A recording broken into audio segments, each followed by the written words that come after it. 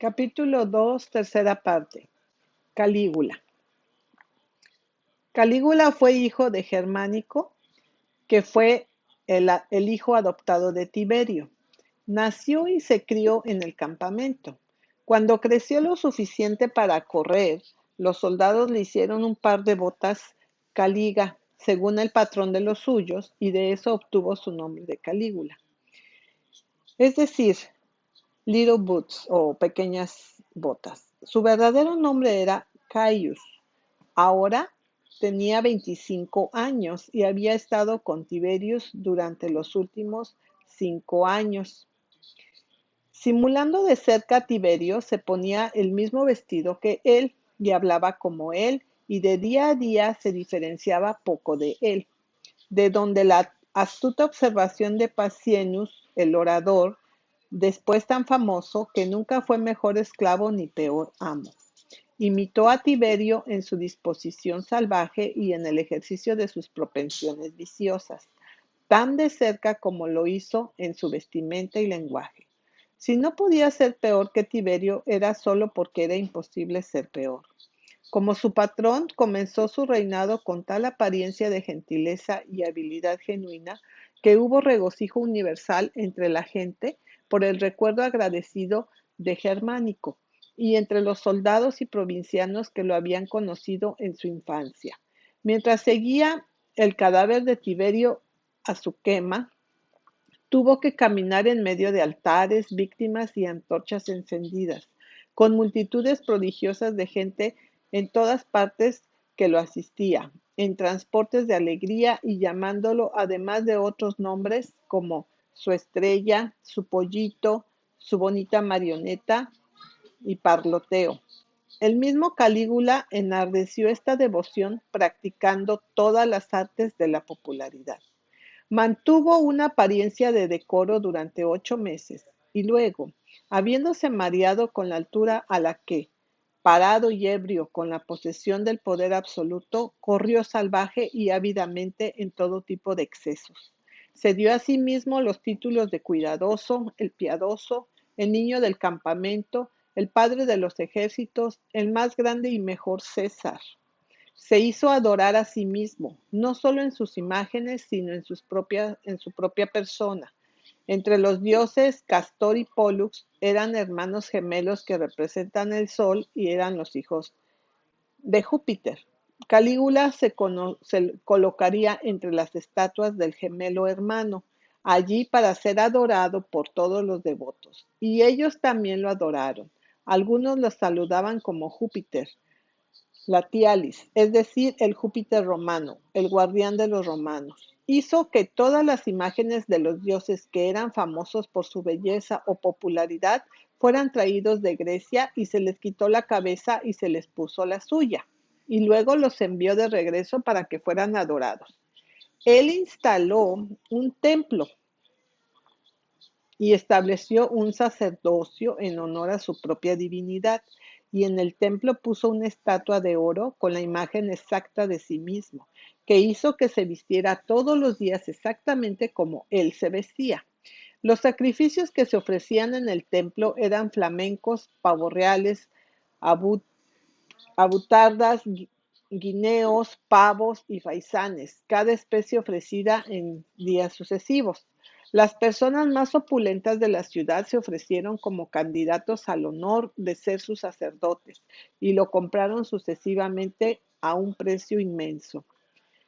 Castor y Pólux tenían una hermana que correspondía a la luna. Calígula, por tanto, en las noches de luna llena, la invitaría a venir a quedarse con él.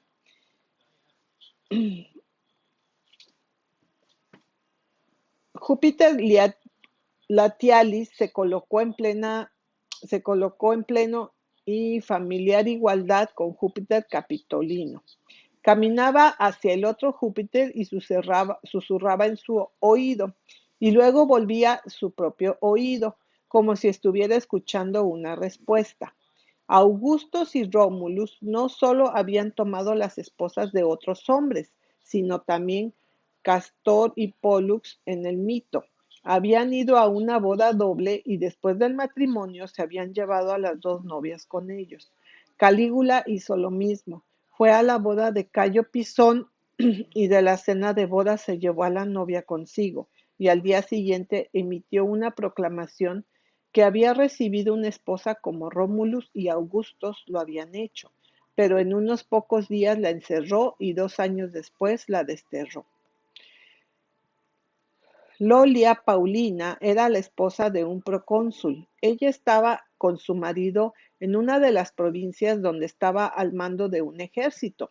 Calígula escuchó a alguien decir que su abuela había sido una mujer muy hermosa. Él inmediatamente envió e hizo que la trajeran de su esposo y la hizo su esposa, y poco después la apartó. Pero ella encontró un perfecto libertino llamado Cesonia, que no era ni guapo ni joven, y ella se mantuvo viéndolo constantemente. Él vivió en incesto con sus 3 hermanas, pero una de ellas, Drusila, era una de las favoritas. A ella la tomó de su marido, un hombre de rango consular, y la hizo su esposa y la mantuvo con él mientras vivió. Cuando ella murió, ordenó un duelo público por ella, y durante ese tiempo se convirtió en delito capital que alguien se riera o se bañara o que comiera con sus padres o su propia familia. Y desde entonces su juramento más solemne fue jurar por la divinidad de Drusila. Era tan pródigo que en menos de un año, además de los ingresos regulares del imperio, gastó la suma de unos 100 millones de dólares, construyó un puente de barcos cruzando el Golfo de Baiae, desde Baiae hasta Puteoli, una distancia de 3 millas y media. Distribuyó 2 veces a la gente casi $15 a cada uno, y a menudo ofrecía espléndidos banquetes al Senado y a los caballeros con sus familias, en los que presentaba prendas oficiales a los hombres y bufandas moradas a las mujeres y los niños. Exhibió una gran cantidad de juegos que continuaban todo el día. A veces lanzaba grandes sumas de dinero y otros objetos de valor para la multitud por los que luchaban entre sí. También hizo fiestas públicas en las que cada hombre le daba una canasta de pan con otros víveres. Exponía obras de teatro en diferentes partes de la ciudad por la noche y hacía que toda la ciudad se iluminara. Él exhibió estos juegos a obras públicas no solo en Roma, pero también en Sicilia, Siracusa y Galia. En cuanto a sí mismo, en sus fiestas se esforzaba por preparar las cenas más grandiosas y los platos más extraños, en los que bebía perlas de inmenso valor, disueltas en vinagre, y servía hogazas de pan y otras comidas modeladas en oro. Construyó 2 barcos, cada uno de los 10 bancos de remos, de los cuales se hicieron resplandecer con joyas, con velas de varios particolores, con baños, galerías y salones, en el que navegaría a lo largo de la costa festejando y deleitándose con acompañamientos de bailes y conciertos de música. En una de estas fiestas hizo un regalo de casi $100,000 a su auriga favorito. Su caballo favorito se llamó Incitatus, Adelante, y el día anterior a la celebración de los juegos del circo puso una guardia de soldados para mantener el perfecto silencio en el barrio, para que no se perturbara el reposo de Incitatus. Este se vistió de púrpura y joyas y le construyó un establo de mármol con un pesebre de marfil. Él ocasionalmente hacía que el caballo comiera en la mesa imperial, y en esos momentos lo alimentaba con grano dorado en una palangana de oro de la más fina mano de obra. Propuso al fin nombrar al caballo cónsul del imperio. Habiendo gastado todo el dinero, aunque una enorme suma había sido depositada por Tiberio, se hizo necesario recaudar fondos suficientes para su extravagancia, y los impuestos, todo modo de falsa acusación, confiscación y los impuestos que podrían inventarse. Él ordenó que el pueblo debía hacer testamentos a su favor. Incluso hizo que esta regla se remontara al comienzo del reinado de Tiberio, y desde ese momento en adelante, cualquier centurión de primer rango que no había hecho de Tiberio o Calígula su heredero, su testamento era anulado y todos sus bienes confiscados. Las voluntades de todos los demás se dejaron de lado si alguna persona quisiera decir que el hacedor tenía la intención de hacer del emperador su heredero. Esto hizo que los que aún vivían lo hicieran coheredero con sus amigos o con sus hijos. Si él encontraba que tales testamentos se habían hecho y el hacedor no iba a morir pronto, declaraba que solo estaban jugando con él y les enviaba pasteles envenenados. Los restos de la parafernalia de sus espectáculos, los muebles del palacio ocupado por Augusto y Tiberio, y todas las ropas, muebles, esclavos e incluso libertos pertenecientes a sus hermanas, a quienes desterró, fueron colocados en subasta y los precios subieron tanto que arruinaron a los compradores. En una de estas ventas, un tal Aponius Saturninus, sentado en un banco, se adormeció y se puso a cabecear. El emperador lo notó y le dijo al subastador que no pasara por alto las ofertas del hombre que asentía con tanta frecuencia. Cada sentimiento fue tomado como una nueva oferta, y cuando la venta terminó, el postor adormilado se encontró en posesión de 13 esclavos gladiadores por los que estaba en deuda casi la mitad de $1.000.000. Si la licitación no era lo suficientemente rápida ni lo suficientemente alta como para adaptarse a él, se burlaba de los postores por ser tacaños y les exigía que no se avergonzaran de ser más ricos que él. Cobró impuestos de todo tipo que pudiera inventar, y ningún tipo de propiedad o persona estaba exenta de algún tipo de impuestos. Hubo muchas quejas de la ley para imponer este tipo de impuestos, nunca se había publicado y que muchos agravios se debieron a la falta de conocimiento suficiente de la ley. Luego publicó la ley, pero la ley, escrita en caracteres muy pequeños, la colocó en una esquina para que nadie pudiera obtener una copia de la misma.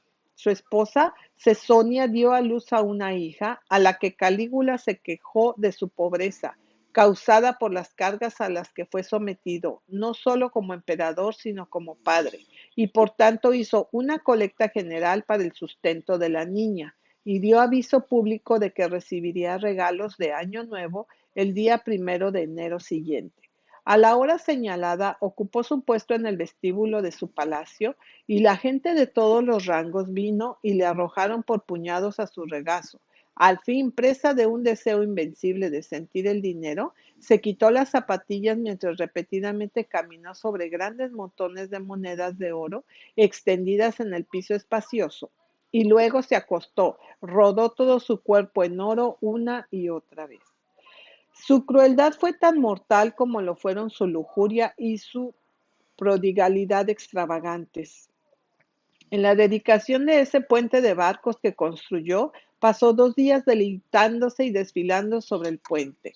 Antes de su partida, invitó a varias personas para venir con él en el puente, todos los cuales, sin distinción de edad, sexo, rango o carácter, hizo que se arrojaran al mar, empujándolos hacia abajo con postes y remos a los que, para salvarse, se habían apoderado de los timones del barco. En un momento en que la carne había subido a precios muy altos, ordenó que las bestias salvajes que se guardaban para la arena fueran alimentadas con criminales, quienes sin distinción en cuanto a grados de delito se les dio para ser devorados. Durante sus juergas causaría que criminales e incluso personas inocentes fueran atormentadas y decapitadas. Parecía jactarse con la idea de que las vidas de la humanidad estaban en sus manos y que con una palabra podrían hacer lo que él quisiera.